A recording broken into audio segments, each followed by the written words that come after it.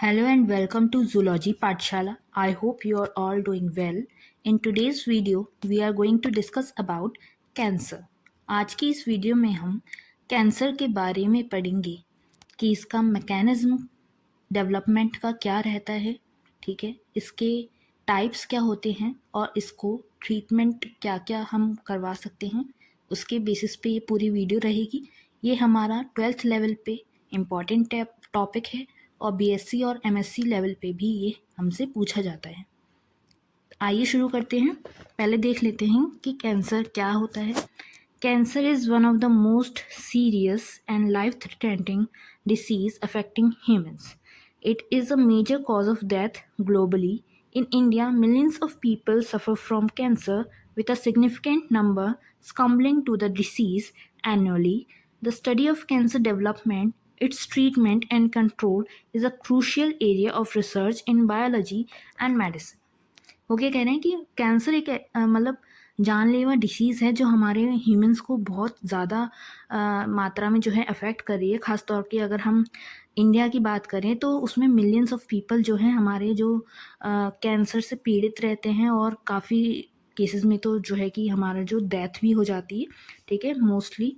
और इसका अगर हम देखें कि इसका डेवलपमेंट कैसे हो रहा है या ट्रीटमेंट कैसे कर सकते हैं या इसका कंट्रोल क्या क्या है, तो ये चीज़ें हमारी एक मतलब रिसर्च बहुत ज़्यादा इम्पॉर्टेंट वे में हमारी जो है इस पे चल रही है। और ये बायोलॉजी और हमारे मेडिसिन एरिया दोनों में ही एक क्रूशल वे में जो है स्टडी किया जा रहा है इसके बारे में, ठीक है। अगर हम मैकेनिज्म देखें कि कैंसर डेवलपमेंट कैसे होता है, उसका मैकेनिज्म क्या क्या रहता है। In a healthy body the cell growth and differentiation are tightly regulated. However, in cancerous cells, these regulatory mechanisms fail, leading to uncontrolled cell division. अब वो क्या कह रहे हैं, एक हेल्दी बॉडी होती है तो उसमें जो सेल्स का डिवीजन हो रहा है, वो सेल्स की जो ग्रोथ हो रही है, उसका जो डिफरेंशिएशन हो रहा है वो एक रेगुलेटेड वे में चलता है, ठीक है। उसको मतलब बहुत एक्यूरेटली वो जो है डिवीजन वगैरह ग्रोथ वगैरह जो है परफॉर्म हो रही है हमारी बॉडी में। लेकिन जो कैंसेरियस सेल्स होते हैं, ठीक है, जिनमें ये इन्फेक्शन हमारा हो जाता है, कैंसर जो है होने लगते हैं, ऐसे सेल्स में जो है हमारा जो सेल डिवीजन का प्रोसेस है वो अनकंट्रोल्ड वे में होने लगता है। मतलब बहुत ज़्यादा मात्रा में वो जो है सेल डिवीजन का प्रोसेस वो करने लगते हैं और उसमें ये जो सेल ग्रोथ है, डिफरेंशिएशन है, ऐसे रेगुलेटरी मैकेनिज्म जो हैं वो फेल हो जाते हैं, ठीक है। A key property of normal cells is contact inhibition, which prevents excessive growth upon contact with other cells. अब एक जो नॉर्मल सेल्स होते हैं, ठीक है, उनकी एक प्रॉपर्टी होती है कि वो जब दूसरे सेल्स के कांटेक्ट में आती है तो वो मतलब कि एक्सेसिव ग्रोथ जो है उसको वो कंट्रोल कर लेती है, प्रिवेंट कर लेती है, ठीक है। इसको हम कांटेक्ट इनहिबिशन एक मान लो प्रॉपर्टी बोल सकते हैं, ठीक है। तो ये प्रॉपर्टी जो होती है ये हमारे कैंसेरियस सेल जो है इस प्रॉपर्टी को लूज़ कर देते हैं, जिससे कि हमारा उनका जो है सेल डिवीजन अनकंट्रोल्ड वे में होने लगता है और जो हमारा मतलब उनके जो ग्रोथ है वो अनकंट्रोल्ड वे में होने लगती है और वो हमारे ट्यूमर्स को फॉर्म कर लेते हैं। अगर हम कैंसर की या फिर ट्यूमर के टाइप्स के बारे में पढ़ें तो हमारे दो टाइप के होते हैं, एक बिनिंग ट्यूमर और एक मैलिग्नेंट ट्यूमर। बिनिंग ट्यूमर्स में क्या होता है, these tumors remain confined to their original location, do not invade other tissues and cause minimal harm. तो वो क्या कह रहे हैं कि बिनिंग ट्यूमर जो होते हैं, ऐसे ट्यूमर्स जो हैं जिस जगह पे ये ट्यूमर होगा ये वहीं पे अपना मतलब कि घर बनाएगा एक तरह से हमारी बॉडी में, और कहीं भी वहाँ से जो है दूसरी जगह नहीं फैलेगा, ठीक है, अदर जगहों को, अदर टिश्यूज़ को इन्वेड नहीं करेगा, ठीक है। और इससे जो हमारा जो बॉडी में हार्म होगा वो मिनिमल तौर पे होता है, इसको हम ट्रीट कर सकते हैं, ठीक है।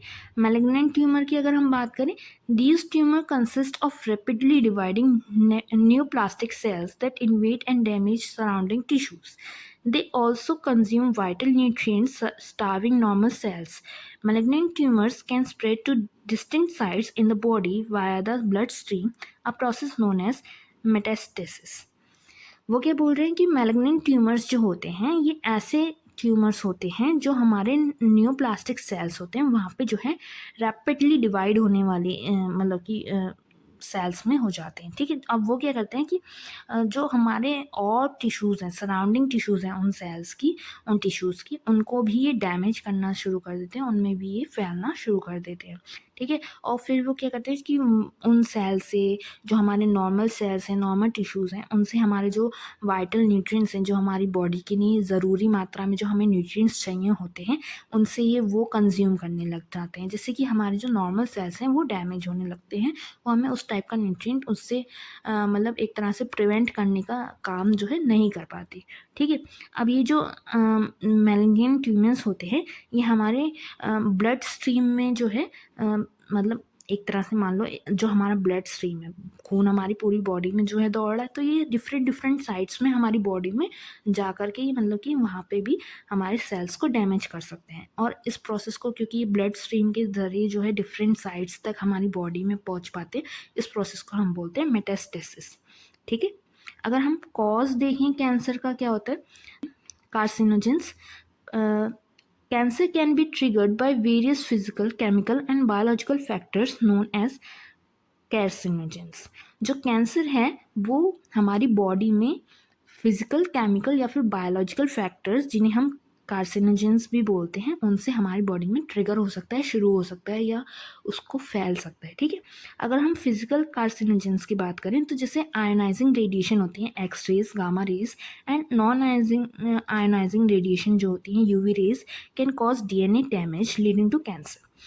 अब जैसे आपने ग्लोबल वार्मिंग के बारे में पढ़ा होगा, ओजोन लेयर के जो होल के बारे में पढ़ा होगा, तो वो क्या कह रहे हैं कि ओजोन का जितना लेयर बढ़ता जा रहा है उतना ही हमारी जो अर्थ है उस पर डायरेक्ट यूवी रेज वगैरह आ रही हैं, जिससे कि हमें कैंसर की डिसीज़ होने का मतलब चांसेस जो है ज़्यादा बढ़ गए हैं। तो वो यही कह रहे हैं कि फिजिकल कार्सिनोजेंस की अगर हम बात करें तो इसमें हमारी यही टाइप की रेज आ गई, एक्स रेज, गामा रेज, जो कि हमारी आयोनाइजिंग रेडिएशंस में आ गई, या फिर हमारी जो यूवी रेज होती हैं जो हमारी नॉन आयोनाइजिंग रेडिएशंस में आ गई, वो हमारे डीएनए को डैमेज कर देती हैं, जिससे कि हमें कैंसर हो सकता है, ठीक है।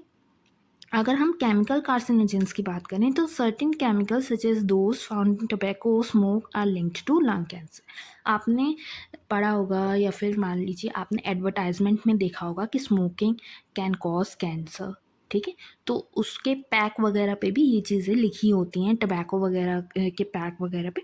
तो ये चीज़ें हमारी केमिकल कार्सिनोजेंस में आ गई, जो हमारे केमिकल्स ऐसे पाए जाते हैं हमारे प्रोडक्ट्स में, टबैको वगैरह में, स्मोक वगैरह में, वो हमारे लंग कैंसर को कॉज करने का रीज़न होते हैं, ठीक है। अगर हम बायोलॉजिकल कार्सिनोजेंस की बात करें तो इसमें हमारे दो टाइप के आ गए, एक तो ऑन्कोजेनिक वायरसेस और एक सेलुलर ऑन्कोजेनिक और प्रोटो ऑन्कोजेनेस, ठीक है। ऑन्कोजेनिक वायरसेस की अगर हम बात करें, these viruses contain genes called viral oncogenes that can transform normal cells into cancerous ones. अब ये जो वायरसेस होते हैं ये ऐसे टाइप के वायरस होते हैं जिनमें जो हमारे जीन्स होते हैं वो कैसे जीन्स होते हैं, वायरल ऑन्कोजेंस होते हैं, जो कि हमारे नॉर्मल सेल्स को कैंसरियस सेल्स में बदल सकते हैं, ट्रांसफॉर्म कर सकते हैं, ठीक है। सेकेंड है हमारा सेलुलर ऑन्कोजेंस, ठीक है, या फिर प्रोटो ऑन्कोजेंस। ये क्या होते हैं, these are genes present in normal cells that can become cancerous under certain conditions। अब ये जो सेलुलर ऑन्कोजेंस होते हैं या प्रोटो ऑन्कोजेंस होते हैं, ये ऐसे नॉर्मल सेल्स होते हैं, ऐसे जीन्स होते हैं जो हमारे नॉर्मल सेल्स में प्रेजेंट होते हैं, जो आगे चल कर के हमारे कैंसरियस सेल्स में चेंज हो सकते हैं, वो अगर सर्टेन कंडीशंस में आए तो, ठीक है, वो कैंसरियस सेल्स में चेंज हो जाएगी। अगर हम डिटेक्शन या फिर डायग्नोसिस देखें कैंसर का कैसे कैसे हो रहा है, early detection is crucial for successful treatment. Cancer detection methods include biopsy and histopathological studies, blood and bone marrow test, imaging techniques, molecular biology techniques। अब बायोप्सी और हिस्टोपैथोलॉजिकल स्टडीज़ क्या हैं? A small tissue sample is examined under microscope to check for cancerous cells. Biopsy या फिर हिस्टोपैथिकल pathological studies में हमारा एक जो स्मॉल टिश्यू होता है उसका सैंपल लिया जाता है, ठीक है, और उसको माइक्रोस्कोप के अंडर जो है एग्जामिन किया जाता है कोई भी कैंसरियस सेल के डेवलपमेंट को चेकिंग के लिए, ठीक है। अगर हम ब्लड या फिर बोन मैरो टेस्ट कराते हैं तो इसमें हमारे इंक्रीज्ड सेल काउंट्स जो हैं या फिर बोन मैरो में जो हमारा इंक्रीज सेल काउंट्स है उसको मतलब नापा जाता है, ल्यूकीमिया को नापा जाता है, डायग्नोस किया जाता है, जिससे हमें कैंसर का पता चलता है। इमेजिंग टेक्निक्स में अगर हम देखें तो इसमें 3 टाइप की टेक्निक्स हमारी यूज़ होती हैं, radiography, computed tomography, magnetic resonance imaging, MRI, ठीक है। रेडियोग्राफी में हमारी एक्सरेज यूज़ होती हैं जिससे हमारे एबनॉर्मल ग्रोथ जो है टिश्यूज़ में वो डिटेक्ट करने में हेल्प करती हैं। कंप्यूटेड टोमोग्राफी में अगर हम देखें सीटी स्कैन, जिसे हम नॉर्मल लैंग्वेज में बोलते हैं, तो इसमें हमारे एक्सरेज को यूज़ करके एक 3 डायमेंशनल इमेज बनाई जाती है हमारे इंटरनल स्ट्रक्चर की, जिससे कि हमें कोई भी जो टिश्यूज़ में कैंसरियस सेल की प्रेजेंस है वो हमें दिखाई पड़े, ठीक है। एक मैग्नेटिक रेजोनेंस इमेजिंग जो हो गई हमारी, एमआरआई जो हो गई, इसमें हमारे स्ट्रॉन्ग मैग्नेटिक फील्ड्स और नॉन आयनाइजिंग रेडिएशंस जो हैं हमारी यूज़ किए जाती हैं, जिससे कि हमारे पैथोलॉजिकल चेंजेस जो हैं हमारे टिश्यूज़ में उनको हम डिटेक्ट कर सके कि कोई भी टिश्यूज़ अलग तरीके से तो वर्क या मतलब कि अपना डिवीजन वगैरह नहीं कर रहा है, ठीक है। अगर हम मॉलिक्यूलर बायोलॉजी टेक्निक्स में देखें तो इसमें क्या है, detects genes that predispose individuals to certain cancers. अब इसमें हमारे ऐसे जीन्स को डिटेक्ट किया जाता है जो कि हमारे कैंसर जो हैं, कुछ टाइप के कैंसर जो हैं उन सेल्स को, मतलब उन में जो सेल्स में वो जीन्स प्रेजेंट हैं उनको उन कैंसरियस सेल्स की तरह बिहेव करने में या फिर मान लो उनकी तरह बनाने में जो है वर्क करते हैं, ऐसे जीन्स को हम डिटेक्ट कर पाते हैं, ठीक है। इसमें क्या होता है, helps in early prevention by advising high risk individuals to avoid specific carcinogens, for example avoiding tobacco smoke to reduce lung cancer risk. अब इसमें क्या होता है कि हमारी इन टेक्निक से हम अर्ली प्रिवेंशन कर सकते हैं, हम एडवाइस कर सकते हैं ऐसे इंडिविजुअल्स को जिनको हाई रिस्क है कैंसर होने का, उनको हम कह सकते हैं कि हम टोबैको जो है या स्मोक किंग वगैरह जो वो कर रहे हैं, टोबैको स्मोक वगैरह जो कर रहे हैं वो उनको वो कम करें, अवॉइड करें, जिससे कि उन्हें लंग कैंसर का जो रिस्क है वो रिड्यूस हो पाए, ठीक है। अगर हम ट्रीटमेंट की बात करें तो cancer treatments include multiple approaches, for example first surgery, second radiation therapy, third chemotherapy, fourth immunotherapy.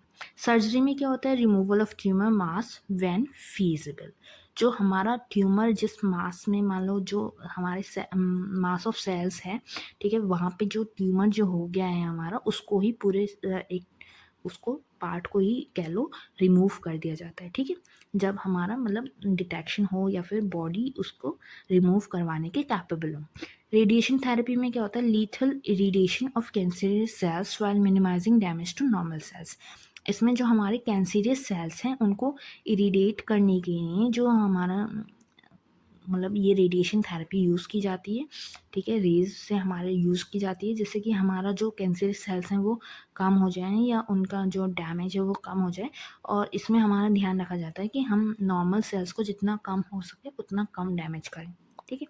Chemotherapy अगर हम बात करें, कीमोथेरेपी में क्या होता है, use of drugs to destroy cancer cells, however many drugs have side effects such as hair loss and anaemia.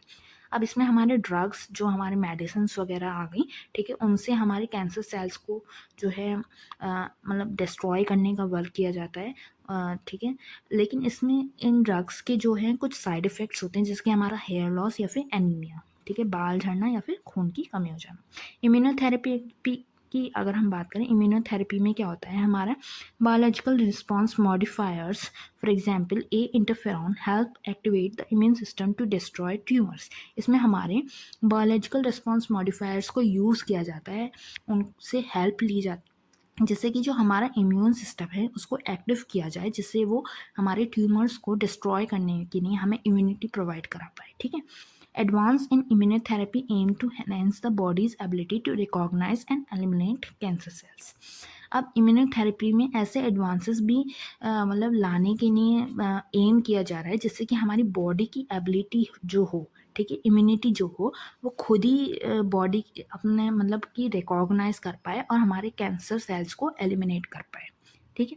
अगर हम इस पूरे टॉपिक का कंक्लूजन देखें, cancer remains a leading cause of mortality worldwide, but advancement in early detection, target therapies, and immunotherapy provide hope for better management and cure.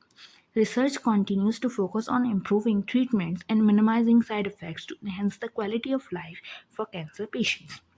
वो क्या कह रहे हैं कि कैंसर जो है एक डेथ का रीज़न जो है वर्ल्ड वाइड बहुत ज़्यादा मात्रा में हमारे डेथ का रीज़न बनता है, ठीक है, कैंसर डिसीज़ जो है हमारी। लेकिन अगर जो हमारी एडवांसमेंट की गई हैं, इसका अर्ली डिटेक्शन कह लो, जो हमने करना शुरू करा है, या फिर हमारी जो थेरेपीज़ हमने इसको मतलब ट्रीट करने के लिए बनाई हैं, या इम्यूनोथेरेपी का जो हम एम कर रहे हैं कि हम बॉडी की एबिलिटी बना दें ऐसी कि वो उसको रिकॉग्नाइज़ कर पाए और एलिमिनेट कर पाए, ये हमें ऐसी होप भी प्रोवाइड कराती है कि हम आगे फ्यूचर में इसमें हम अच्छे से मैनेजमेंट और क्योर का जो है एक तगड़ा जो है उपाय मतलब इसका बना पाएंगे, ठीक है। अब रिसर्च की जो बात करें तो वो हमारे उस पर ही फोकस हैं कि कैसे हम इसके ट्रीटमेंट को या फिर इसके जो साइड इफ़ेक्ट्स हैं उसको मिनिमाइज़ कर सकते हैं, और जो क्वालिटी ऑफ लाइफ है हमारे कैंसर पेशेंट्स की उसको हम बेहतर कर सकते हैं। यही था हमारा आज का टॉपिक कैंसर। आई होप आपको ये टॉपिक पसंद आया हो। Please like share and comment on this video and follow my channel. Bye bye.